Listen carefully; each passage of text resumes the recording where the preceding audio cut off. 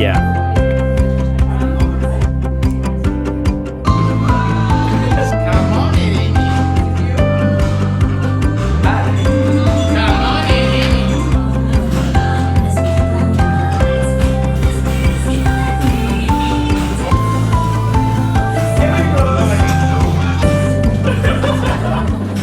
So this week was all about the interconnection between training of trainers, so how to become a trainer, and at the same time human rights and peace education, and smoothing those two things together in order to get a training of trainers in peace education.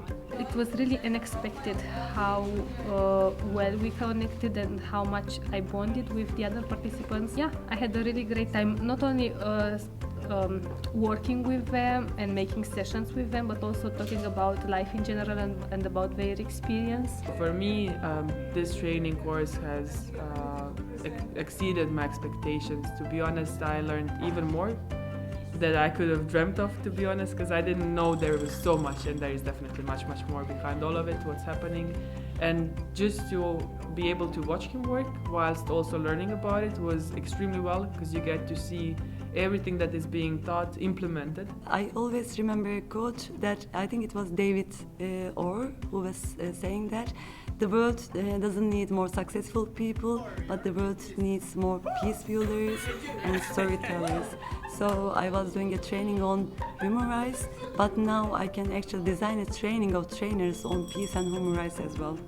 So I think this is the biggest gain that I've got from this training course. For me, during a training course or a youth exchange, it is very important to have fun. Because for me, I learn best when I'm having fun and also learn by doing. So when you're doing something you don't think is fun, for me, I'm like, I don't want to listen to this, I don't care. But if it's something that's fun, but you don't know a lot about it, then you are more eager to learn about it.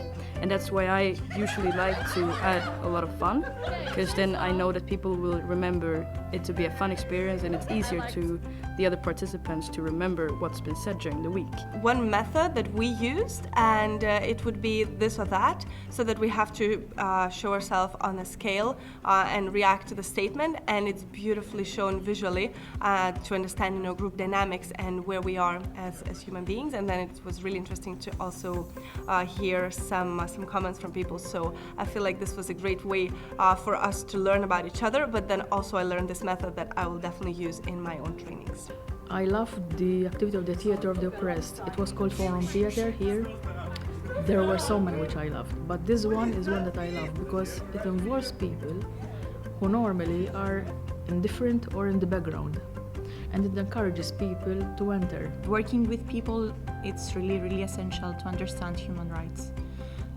So this is an aspect that I would like to, let's say, embrace in my life as a medical doctor as well, because I will be working with patients. I've already worked with victims of domestic violence or refugees that are my patients, so I think it's really essential to be able to understand different terms, different situations in order to work as a medical doctor.